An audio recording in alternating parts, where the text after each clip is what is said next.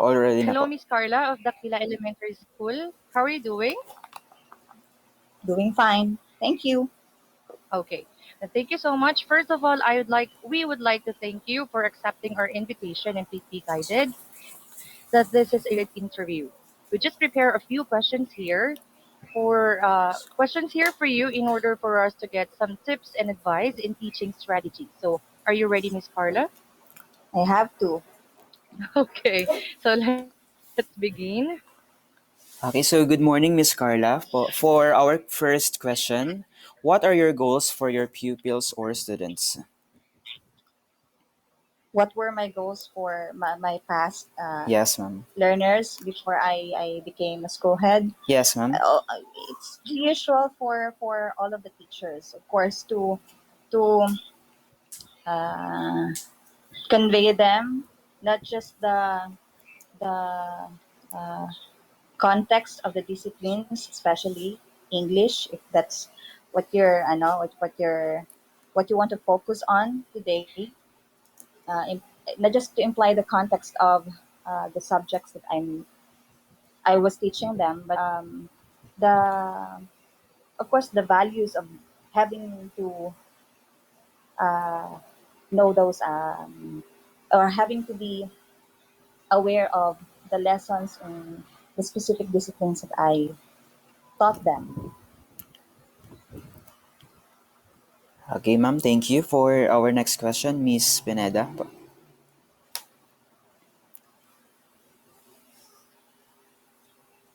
Thank you. We would like to know about your strategy you use in teaching your lessons. About the strategies,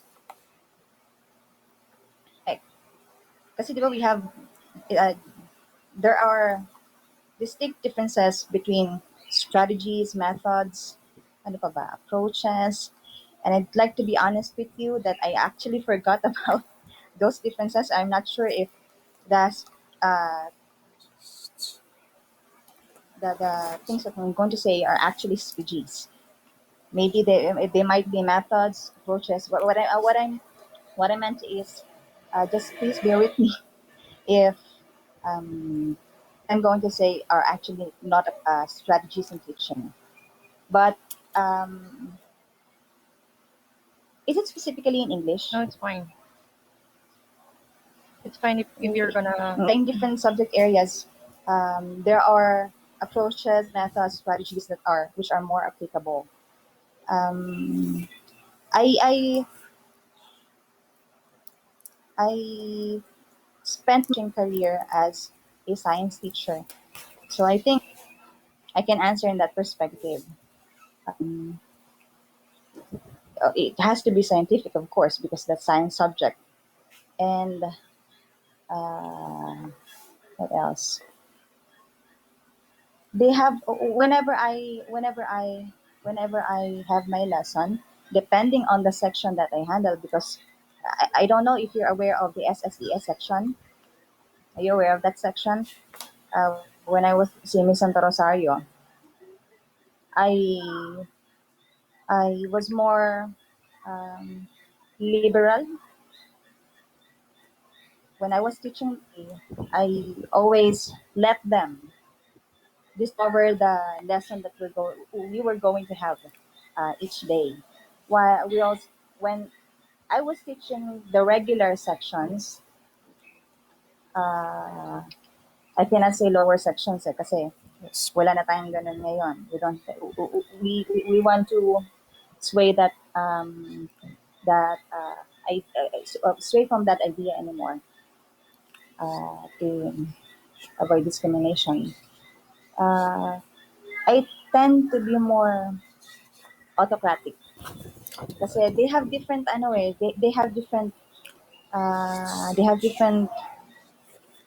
tag dito, views on their stuff.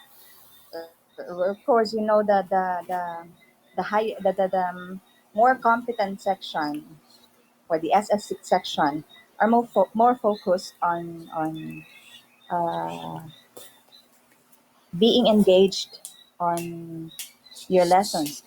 Especially science is not a very easy subject.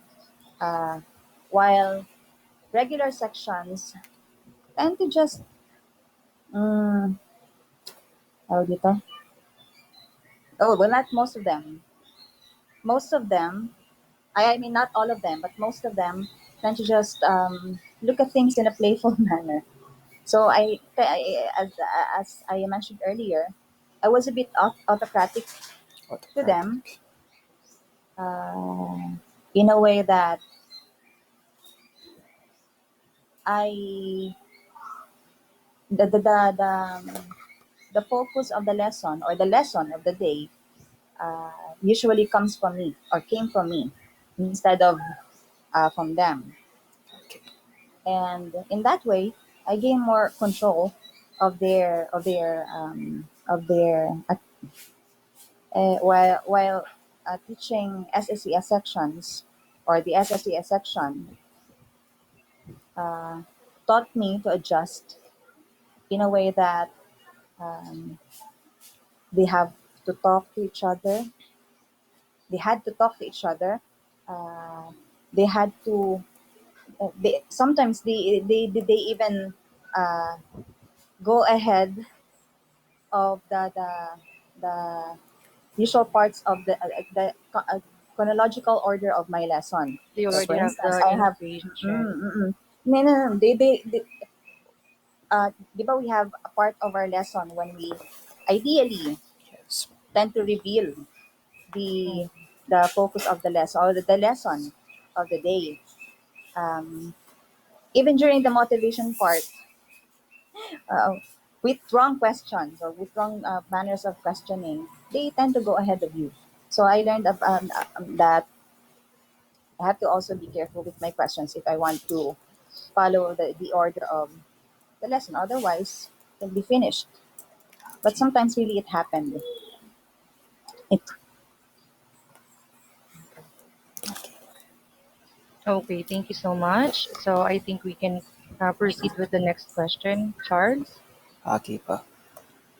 So, ma'am, let's just say that you were still teaching pa up to this present time in the middle of pandemic. Po. How were you able to handle the remote learning, ma'am? remote learning. I'd just be honest, ha. I'll answer from the perspective of the teachers that I'm handling. Yes. Yes, Kasi that's they're okay, aware ma'am. of that naman din, because as their school, as their head. Yes. Um, in DepEd kasi there are, if I remember it correct, four modes of learning, Yes, ma'am. and one of those is through SLMs or ano Self-learn. sabihin ng SLMs? Basta Self-learning module. learning modules. Yes. Yeah, self learning Learning module. modules. And that's the ano the actually that is the official declared mode of learning of Dakila Elementary School. But during online kumustahan, uh, um, my teachers or most of my teachers use different online platforms and applications to reach those learners or their learners who have um, devices, Yes. and there are only a few. Yes. When I say a few of them, out of 50 learners in a section, for instance, the only can join. Hmm. Uh, and those online kumustahan um, tend to turn into online learning engagements. I have to be clear ha, that online learning engagements and online kumustahan are different. Not online kumustahan. Kumustahan, excuse me. Online kumustahan is can be done even through text, through chats, Through while chats. online learning engagements can be done using PowerPoint presentations, um, ano dito, online ones for active participations as Kahoot, Jamboard, ano pa ba maganda? Ano pa ba iba? Quizzes. Yes. Yes, like that. Like mm, So those are the ways that that I've observed my teachers um, use to reach out their learners. That even if it's not really, they have to extend the extra mile. They have to extend extra miles or go to the extra miles. They will do so for the sake of teaching, even if only two out of their 30, 40, 50 learners can attend. Okay, thank you. Thank Carla, go ahead. For our next question, how are you going to Carla, encourage yun ba your pangalan student? mo? Yes Kala po, ko. ma'am. That's why I addressed you, Miss Carla. I thought you were asking me, Vera, I thought you were asking for my, for more answers from me. That's why I was thinking, I think I finished my answer already. Okay. That's why I said, okay, Carla, go ahead. Carla. Ayun po. So, how are you going to encourage your student who seems to get lost? In this situation, during the new Yes. normal and Yes. Yes, education, ma'am. Yes, ma'am. how do my teachers encourage them? Yun nga, as I've mentioned, they my teachers extend efforts in reaching out even to a few of their learners to maybe make sure that they're still in the zone of being interested in learning, and even through kumustahan, or even sinasabi ko nga, as I've told you, kumustahan is text messages or chat messages. Mm, that's that's how they do it. Okay, thank you. So, in teaching, we as future educators observe our professors and instructors that they have to manage their temper with those learners who seem to misbehave or doesn't seem to follow the instructions given. So, in your situation, or maybe in your previous situation, how did you engage with this kind of reluctant learners? As I've mentioned earlier, I have different approaches to different sections that I handled before. Uh, and in the most competent section or sections, I I think I was more tawag dyan, I was more forgiving ba tawag doon? What's the more official term for the word forgiving? Lenient, lenient. Tolerant, yon. I was more tolerant because I know that um, their reluctance might just have uh, something to do with the repeated lessons and so on. I know that uh, should I should I have made the flow of the lesson more interesting, uh, they would have been more engaged. But for regular sections, I said earlier that honestly I was more strict with them. So there's tolerance, of course, because we cannot um, say anything and do anything violent to our learners. But um, I believe kasi that first impression lasts. So from that first impression, I was able to build up the kind of relationship between my learners to which conveys them or which conveyed uh, the time for laughing even during the lesson, the time for listening during the lesson, and the time when they know that I want to say this honestly, pissed off, Piece of.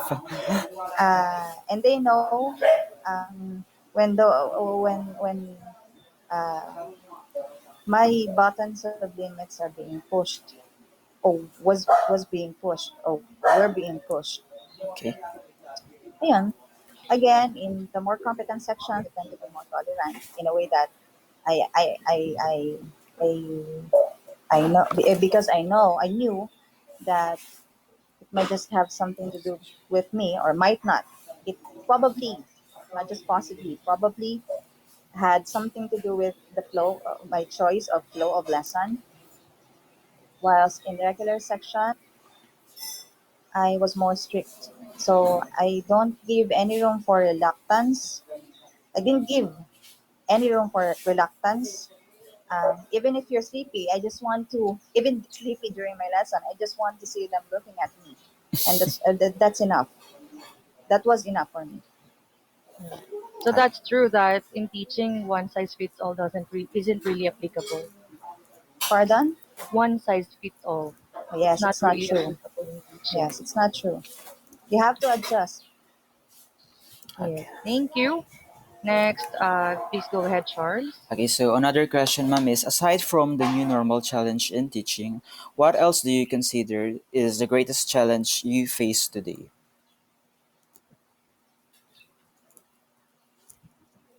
Today, Yes, yes, ma'am. yun nga, I because the, di ba we were so used on doing doing things regularly. Nasabi natin na, uh, we were so used on doing things orthodoxly, if there's a word orthodoxly, um, that in a way that uh, every day learners and teachers meet each other inside the classrooms. They do they engage in face to face teaching and learning process. Uh, but obviously today, because of the pandemic, those regular things cannot be done anymore. Cannot yet be done. I'm talking to to students. Yeah, let's talk later, huh? Let's talk later. Go down. Talk to your daddy first. Yeah, listen to me. Please. Later, later. Going back. Nasa na nga ako? Ano sabi ko? Mga head May teacher tong tanong. kausap namin. Yung obviously we cannot do yet the face-to-face learning engagement.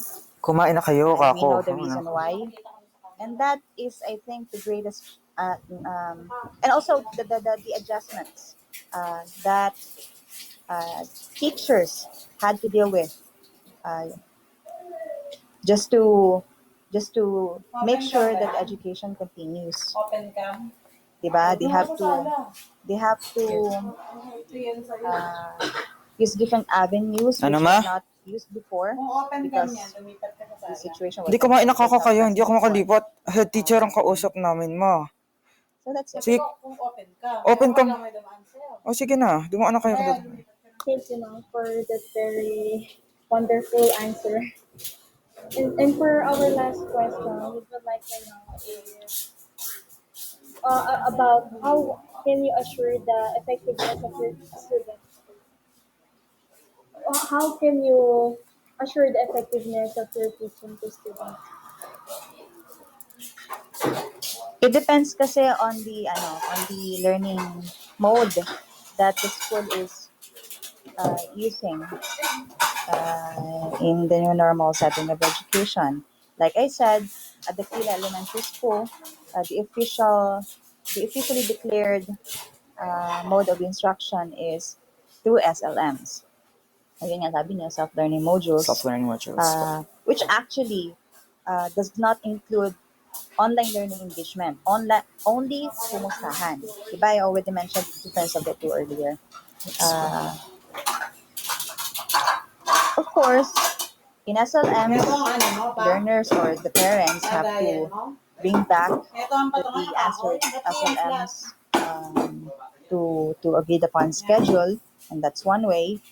And during online learning engagements initiated by your teachers, since they're not required because it's not part of our officially declared mode of instruction, maybe through the active participation, as usual, as that was as we usually uh, upon before or during the old normal setting of education. Okay. All right. So thank you so much. Thank you so much for the information. I think we've already got the information and the answers that we need. Now, again, we're very glad that you shared your experiences to us, and we already learned a lot from you. So thank you so much, and have a great day ahead. Thank you. Are we done? Yeah. Thank you so much. Financial